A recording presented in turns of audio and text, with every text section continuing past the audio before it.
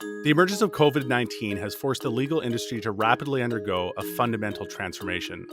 I'm Jack Newton, CEO and co-founder of Clio, the world's leading cloud-based legal software provider. In each episode of Daily Matters, we'll explore what this new normal means for law firms, how legal professionals can find success while working remotely, and how lawyers can best serve their clients during this unprecedented situation. Today's guest is David Lat, who is the founding editor of Above the Law, one of the foremost websites in legal, and the managing director at Lateral Link, a legal recruiting firm.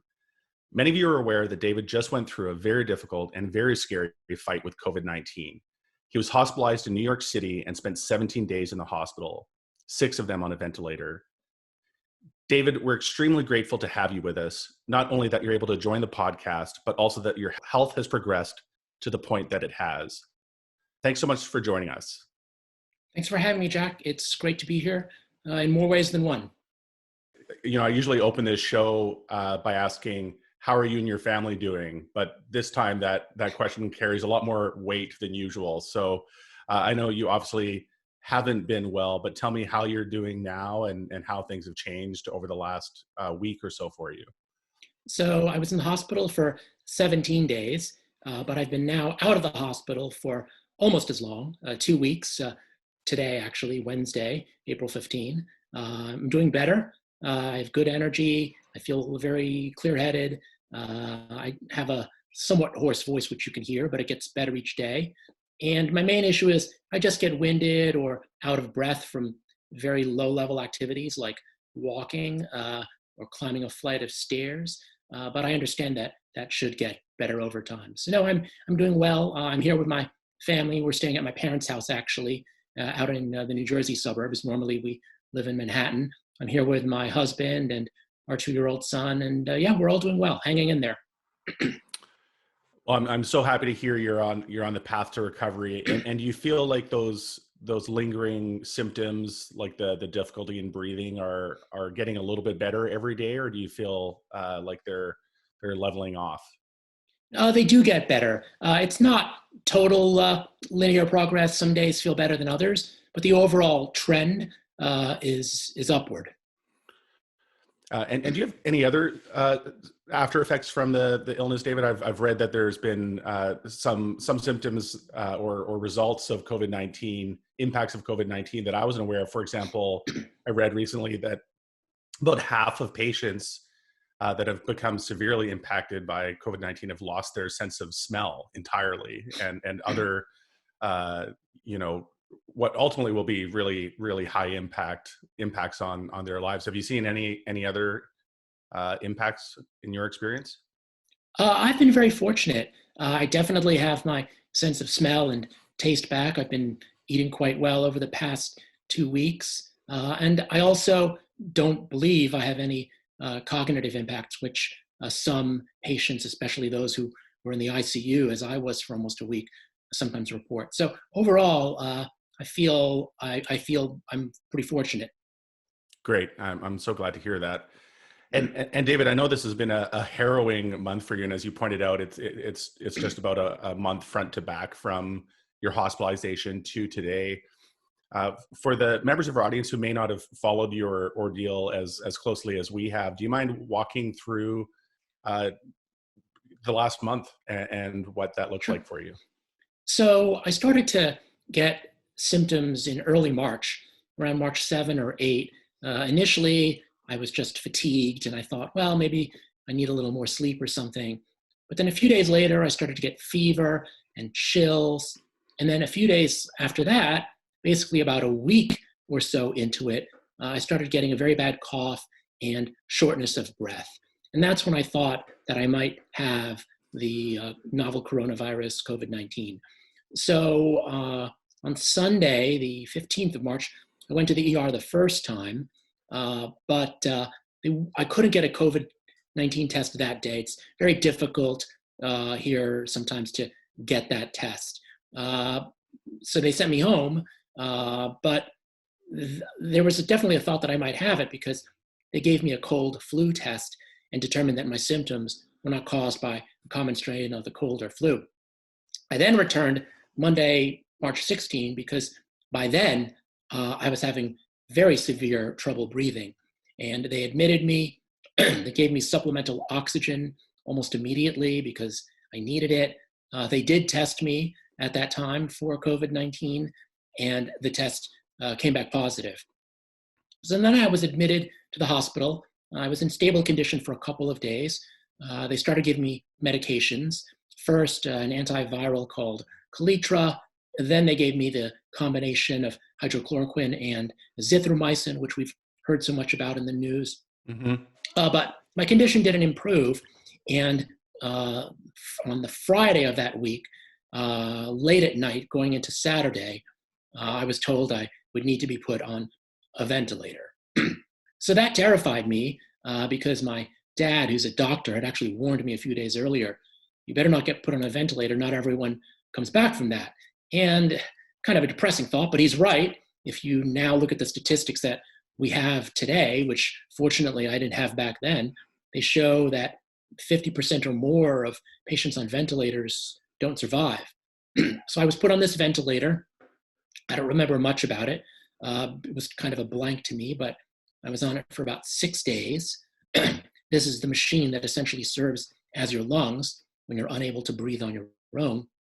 And then luckily after the 6 days, they were able to take me off. I was able to breathe on my own again with the help of supplemental oxygen. They were giving me extra oxygen. And then over the next week or so, they gradually reduced that supplemental oxygen until I could breathe on my own. And then at that point, on April 1, they discharged me.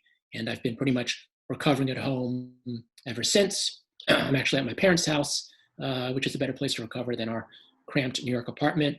And I pretty much, at this point, I shouldn't be contagious and I should be immune. But nevertheless, we're pretty much staying home. We don't really go out. And your husband had also come down with COVID-19, but had much milder symptoms from what I understand. Is that right? Yes. So my husband also got it. He got symptoms a little bit after I did. So perhaps he got it from me, or perhaps he got it from the same source and it just sort of incubated for longer. But he had about a week of flu-like symptoms, but it never worsened to the point of difficulty of breathing for him.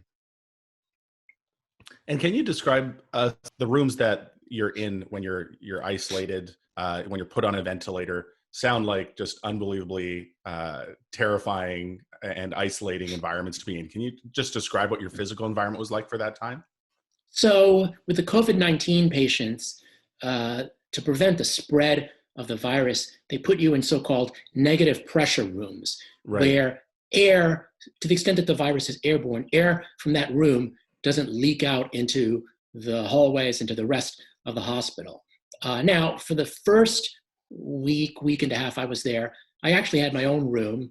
And I have to say, at the hospital I was at, NYU Langone, the ICU is actually very nice. I mean, it felt like a hotel. There's an iPad or a tablet by each bed where you can watch movies or order food. It was actually, by hospital standards, quite luxurious. But then after I got better, they saved the ICU for the most severely ill patients. I got moved into a different part of the hospital, and that was more standard hospital. And I actually shared a room with 3 other patients, all of us, of course, with COVID-19. One thing also that is isolating is you can't be visited, no relatives, no family members, no friends. So it's really just you. And to minimize their own exposure, understandably so, the doctors and nurses try not to come in that often, because each time they come in and come out, they have to get a new set of personal protective equipment, change the gown, ideally, change the mask, although now we're hearing about reusing of masks, wash their hands. So it's a whole big thing. So they try not to come in too often. So a lot of the time, you're just on your own. And can you tell us about you briefly described at the opening some of the lingering impacts you're seeing from your run-in with COVID-19. Can you describe in a bit more detail what life looks like on the other side of being hospitalized? What did being discharged look like? Is there a special treatment for you? Do you just get in the next yellow cab that goes by? And you mentioned that you've been continuing to quarantine yourself, but would love to get a bit of a richer view of what your new normal looks like. So when they discharged me, they put me in a wheelchair, and a hospital attendant essentially wheeled me out to the curb. They don't let you go home by mass transit or by an Uber or anything. They still take precautions around COVID-19 patients. You are allowed to be picked up by a friend or family member in their own private vehicle. So my husband and my parents-in-law picked me up. Luckily, they have an SUV basically with 3 rows. So I sat in the back row, and I still had my mask on to be safe. And then they drove me out to my parents' house in New Jersey, which is where we've been ever since. And for me, most of the time, I've been, I try to walk a little each day. I try to stretch. Maybe I'll lift very light weights.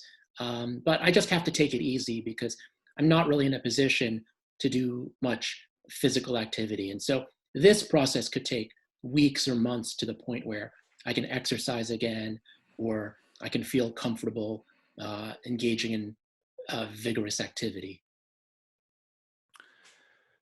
So David, you mentioned when you got put on the ventilator, you appreciated the gravity of that situation, perhaps with the unintended foreshadowing that your father gave you, and his advice that you don't want to be put on a ventilator. Not that you had much choice in the matter. I think it was actually one of the articles you linked to off of your Twitter feed that I was reading, talking about the fact that to your comment around the survival rate of those that are put on a ventilator. One of the doctors in New York commenting on the fact that when he puts somebody on a ventilator, he says you should call your loved ones and say your goodbyes in case this doesn't work out the way we hope it does. You've got 15 minutes. And it felt like you really appreciated the gravity of what being put on a ventilator meant, and that you were, staring death in the face. And I'm curious to hear what your mindset was like at that moment, and maybe how this has changed your perspective on life. I've got to imagine this is in more ways than one a life altering experience. So I was terrified when they told me I had to be put on the ventilator, because I then realized that this was a serious situation. So I remember I was just praying the Hail Mary over and over again. And I just thought to myself that this wasn't my time. I didn't want to die. I think sometimes in the abstract, people think, oh, I've lived a full life. If it's my time, it's my time. But I thought to myself, no, there's a lot that I still want to see. I mentioned I have a 2-year-old son. I'd like to see him grow up. I just thought, I'm not ready to go. So I was quite terrified in the moment. Since coming out of the hospital, again, it's a bit cliched, but I feel I do have a newfound appreciation for life. I just realize, especially reading stories of other people who are not so fortunate, I realize how fragile it is and how easily it can be lost. So I have a newfound appreciation for life, and also for relationships, because when I was sick, I got a lot of support from family and friends, and also total strangers, people I just met off Twitter, say. And I think it's given me a newfound appreciation just for the importance of relationships and human connection. That support you mentioned on Twitter is something I personally have never seen. You're probably the closest person I am to somebody that has been severely impacted by COVID-19, and I was following your case closely and rooting for you, as were tens or maybe hundreds of thousands of others. I know that there was a post, with basically a Twitter vigil for David Lat, with thousands of comments and 100,000 plus likes. It was really pretty incredible to see that widespread support, both from the legal community, which really I think was supporting you as best they, and as you mentioned, from total strangers. It was something pretty incredible to see from the outside, and I hope was something you could at least partially appreciate from inside the hospital. Although I know you're from your interview with Bob Ambrosi, you mentioned that when you were on the ventilator, you were a little bit out of it. You weren't completely cogent due to some of the drugs you were on. Speaking of ventilator, oh, sorry, go ahead, David. Oh, no, I was just going to say, absolutely, Jack. I think I drew a lot of support as I was struggling with this from all of the people around the world who were praying for me, pulling for me, sending encouraging words my way. So, David, one of the things I'd like to dig into is in your interviews with the Washington Post and Business Insider, you discussed the importance of ventilators and also articulated your frustration around the fact that there's a scarcity of these machines in the United States.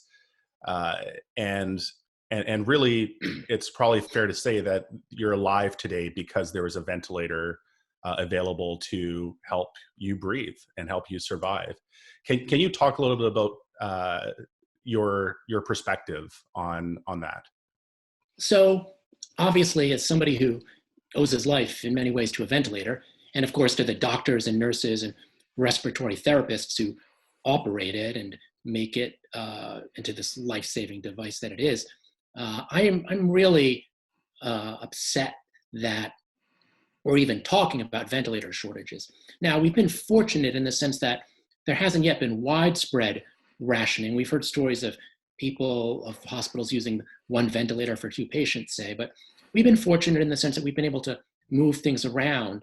But really, it's really a disgrace in a way that a country as wealthy as ours is having this kind of discussion around ventilators. But on the positive side, one, there are now new approaches to treating COVID-19 patients that may reduce the need for ventilators, including, for example, so-called proning, or putting patients in the prone position where they're on their stomachs. I was actually put in this position when I was on the ventilator, but now research is showing that it can be good for patients even before they're on the ventilator and maybe prevent them from going on the ventilator. So one, maybe our need for ventilators will decline. And two, we are now belatedly ramping up production.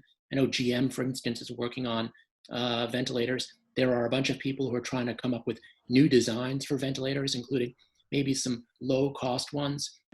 I'd love to talk about the way you shared out what was happening with you on social media. So I think you've been, from my perspective at least, one of the more visible people that's been impacted by COVID-19.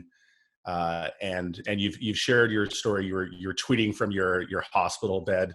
I think for those that want to check you out on Twitter, I think your pinned tweet right now is a photo of you from the hospital bed, and I think the look on your face reflects just what a harrowing experience this was.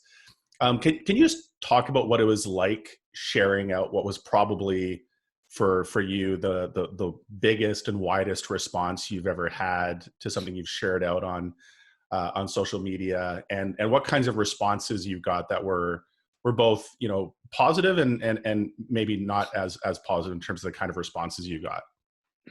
So initially, when I went on Twitter and Facebook to announce that I had COVID-19, it was really to notify people who had interacted with me in case they got symptoms and wanted to get tested. That was my original impetus. But I got such a response to those initial postings that I thought there's a real hunger out there for more information about this new disease that we don't know a lot about. So I thought it could be useful to people if I were to describe my struggle with it in real time in terms of symptoms and treatments and recovery.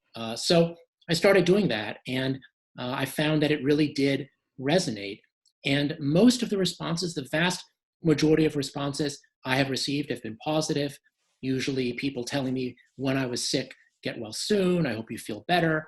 Sometimes people giving advice about treatment or recovery. Occasionally, there might be something negative, usually around the more politicized aspects of this. For example, hydrochloroquine, which has become a very politicized topic because the President Trump has supported it. Other people criticize his support of it, given we don't have conclusive evidence about it. So occasionally there's something negative associated with a politically charged topic. But for the most part, it's been very positive. I've heard from fellow patients, sufferers, fellow survivors, people with loved ones who have it, who are struggling, who find hope in the fact that I did get off the ventilator. Maybe their loved one is on the ventilator. So it's been really inspiring to actually connect with people over social media about this. David, when I started reading about your case, I was surprised you came down with COVID-19. You're a relatively young guy. You are active. I think you're a 3-time New York Marathon finisher. So you're fit. You're active, and certainly I don't think fit what many of us may have in our minds as the typical profile of a COVID-19 patient. But you're not alone in the people that have been impacted by COVID-19, been infected by COVID-19, that don't fit maybe that profile that we all have in mind. What would your message be for those that aren't taking the disease seriously, maybe because they feel like they may be young and fit and immune to this disease? So I'm 44, which is relatively young. I did complete the New York Marathon twice, although admittedly it was a long time ago and I wasn't very fast. But even more recently, before I had COVID-19, I would go to the gym and do high intensity interval training classes multiple times a week, not overweight, don't smoke, don't use drugs, barely drink. So I felt I was in fairly good health. But the one asterisk to that is I do have exercise-induced asthma, which never really bothered me. I would just use an inhaler. But I think this condition did make me more vulnerable to a severe case of COVID-19.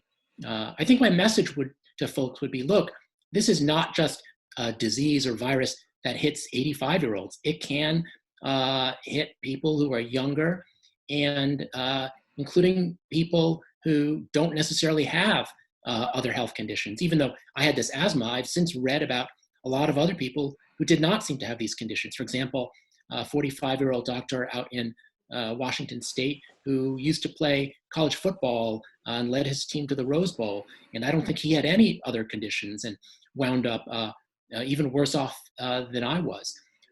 When I was in the hospital, one of my suite mates was a 40-year-old, so even younger than I am. So I think we really need to take this disease seriously and not just dismiss it as something for old people or people with existing lung or kidney conditions. This is something that can strike a lot of different people and hit people pretty hard. Well, do me a favor, David, and when you're fully recovered, run the New York Marathon another time so I can be retroactively correct in the statement that you've run it 3 times. So, David, you recently linked to a really fascinating New York Times article that actually talks about your case. And it introduces this concept that I hadn't heard of before, but kind of the dark side of social distancing, this term called psychological distancing. And can you describe what psychological distancing is to our audience, and maybe talk about how you've experienced that firsthand? So this was a column in the New York Times by Jennifer Senior, who interviewed me for it. And what she describes as psychological distancing is this attempt in your mind to put distance between you and people you hear about or read about who suffer from COVID-19. So you see this a lot of the time when people say, oh, that person isn't me, they're 20 years older. Or, oh, that person has diabetes. Or in my case, that person has asthma. People would say, I think people are trying to, it's a coping mechanism, I guess I would say, because people are scared and they don't want to think that this disease could necessarily come for them. So they try to say, it's kind of like distinguishing legal cases. They try to say, look, that's not me because we have this factor that makes us different. But I think what Jennifer points out in her column is, look, if we're going to actually overcome this, we need to actually have solidarity. We need to think of ourselves as in this battle together, not just fragmenting ourselves and trying to draw these fine distinctions between ourselves and the sufferers. So I think, so I would say that psychological distancing is not a good thing, but I think it is an understandable thing because people are scared. I think you're right. It's a coping mechanism, but I guess it can also drive so many unhealthy behaviors and unhealthy impacts from that kind of a mindset. It's not a mindset that we're all in this together and we need to help each other get through this. It feels like it rapidly devolves into a, us versus them, those that feel invincible and those that are susceptible. And as this column details, almost this aggressive search for an understanding as to why somebody got infected. There's got to be something in your medical history. There's got to be something that made you vulnerable to this. Can you talk a little bit more about how you think psychological distancing is maybe not the right way to approach this illness, and is there an alternate perspective you would advocate for? Well, as I was saying, I think that psychological distancing is not a good approach because we need to work together and not think of ourselves as separate. But I was struck when I posted Jennifer's column on Twitter by the number of people who said, actually, I do the opposite. And I think the opposite is really empathy, is really trying to put yourself in the shoes of people who have it or people who've survived it. And I did hear from a lot of people on Twitter about how when they hear about cases, they often think, there but for the grace of God go I. That could have been me. This person is younger. This person is healthier. This person shares a lot of similarities to me.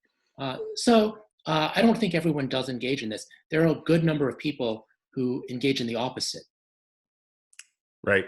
Totally agree. We're seeing both spectrums of human behavior on display here. So, David, I'm curious. How did your work life fit into all of this? And obviously, being hospitalized for 17 days, and you've been on the path to recovery for 2 weeks now. But I'm not sure if you're in condition to be back at work or not. Can you just talk through what the impacts have been on your professional life, and what do the next few months look like for you in that regard? So my colleagues at Lateral Link, the recruiting company I work with, have been great and very supportive. Recruiting is a very flexible business, so I've been able to do things from home. My colleagues at Above the Law, where I still write a column, have been great as well. I was able to write a column shortly after coming home. In terms of my other writing, I've also been able to write pieces for other publications. I've done 2 pieces for the Washington Post. So I feel I have been productive. Part of that is, luckily, the disease and the treatment didn't really take a mental toll on me. It's been mainly physical. So I have been able to work. And I've heard from a lot of people within the legal profession who've reached out just to see how I was doing or to send good wishes my way. So in some ways, it's been very good. It's been good at expanding and strengthening my network in some ways. But I have to say, to be honest, my focus right now is not too much on work. I'm still focused on recovery, and I'm also still focused on following coverage of this virus and sharing information over my Twitter feed, and perhaps I'll write a couple of other pieces as well. So I'm not fully back to work 100% yet. And has, maybe to our earlier question, just on how this has changed your perspective on life overall, does it change your perspective on work as it relates to your health and the rest of your life? I think it does put things in perspective, and in some ways it can be very good because I don't really get bent out of shape by minor annoyances now, because when you just think about the big picture of life and death, it's hard to get worked up about some irritating person or someone who didn't return your call or whatever minor thing you normally would get upset over. But, at the same time, I do need to sort of recover my motivation because it's a weird time for all of us. We're working remotely. We don't see our colleagues. We sometimes feel a little demoralized or depressed from that Hmm. lack of contact. So I think for all of us, myself included, we just have to figure out ways to maintain our motivation and our momentum in our jobs during a time that is just so weird and strange and disorienting. So I'd love your perspective for a moment, David, on maybe the legal industry and how you're seeing the challenges that the legal industry is facing, and you've maybe got a truly a unique perspective on this, in that you were maybe pulled out of the day-to-day fray of what's going on in legal, with your hospitalization and subsequent recovery. Um, but you've got such from your experience above the law and elsewhere, such a in-depth perspective on the legal industry and this firsthand experience with COVID-19. And also I think you've been doing a phenomenal job of just tracking the impacts and the broader story around COVID-19. So maybe you can pop up to the 10,000 foot view for me and try to synthesize what you've seen firsthand with COVID-19 and what you think the impacts on the legal industry will be, and how you think the industry will have to change if it wants to emerge from this crisis at all, or maybe if we're optimistic, even stronger than when it entered the crisis. So I think that the legal industry has definitely been adjusting. Partly, I think it's adjusting to the economic fallout from measures to contain COVID-19, such as the various stay-at-home or lockdown orders. Law firms are very much tied to their clients. A lot of businesses are suffering, whether it's airlines or restaurants or stores. And so law firms have been adjusting. They've been delaying or reducing partnership draws. They've been furloughing or even laying off some lawyers and staff. There has been this adjustment, but I feel that law firms are holding up pretty well. A lot of law firms haven't had to do anything, and even the law firms that have made adjustments hope that they'll just be temporary. So I feel that the legal world is being smart about it. It's not in as bad shape as many other industries. And one thing I think good that could come out of this is lawyers are learning how to adapt. They're learning about how to work remotely. People are learning now how to use tools like Zoom, which we're on now, and Skype. And I think in some ways, this will accelerate the legal profession's openness to innovation, to new tools, to new technology, to remote working. So if we take away that lesson about flexibility and about the power of technology to let us do our jobs from anywhere, I think overall this could be good for the industry. But in the short term, there is going to be a lot of pain. I agree with you on that. And David, I want to be respectful of your time and the fact that you're still recovering, and try to wrap up here. I feel like we could talk for another hour easily, but we'll maybe have to do a part two at some point. But last couple of questions. Number one, and you've touched on a few aspects of this over the course of our conversation, but if you had to distill it into one takeaway, what do you think you've learned from this experience? And happy to have you answer that in whatever way you like. Well, it's interesting. I mean, I have talked about my new appreciation for life and human connections. The thing I think I would want to emphasize that's new is just my newfound, I shouldn't say newfound, my dramatically increased respect and admiration for healthcare workers, doctors and Hmm. nurses, physicians assistants, nurse practitioners at the hospital that I was at, NYU Langone. They were so dedicated, and they didn't lose their cool during stressful situations or dealing with difficult patients. They are really the heroes of this. And I've always had great respect for the healthcare profession. Both of my parents are doctors. I have a lot of other relatives who are in the medical profession. But this really took it to another level to see what they have to deal with every day, especially when facing a pandemic like this.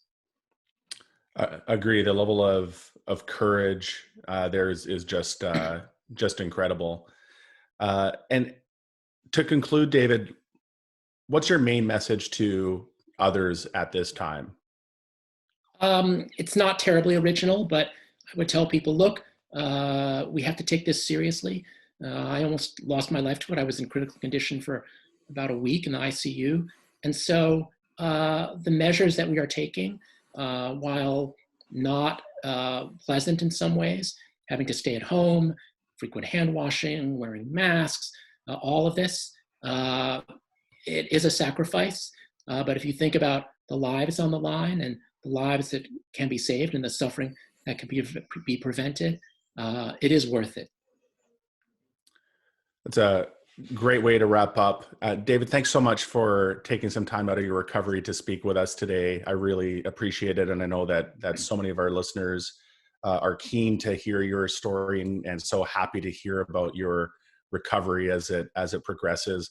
Would love to check back in with you in a few weeks and see how you're doing and your rapidly developing perspectives and ideas on the impacts of COVID-19 are something we're continuing to follow closely. So thanks once again, and best of luck on the remainder of your recovery. Thanks so much, Jack. It's been a pleasure. Thanks for joining us on Daily Matters today, a podcast from Clio. Rate and review wherever you get your podcasts and subscribe so that you never miss an episode. Daily Matters is produced by Andrew Booth, Sam Rosenthal, and Derek Bolin, and hosted by yours truly, Jack Newton.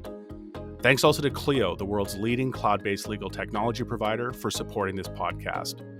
If you'd like to learn more about Clio, please visit clio.com.